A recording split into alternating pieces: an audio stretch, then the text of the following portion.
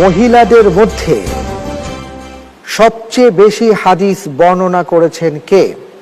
ক খাদিজাতুল কুবরা রাদিয়াল্লাহু তাআলা আনহা, খ আয়েশা সিদ্দিকা রাদিয়াল্লাহু তাআলা আনহা, গ উম্মে সালামা রাদিয়াল্লাহু তাআলা আনহা, ঘ সাউদা রাদিয়াল্লাহু তাআলা আনহা।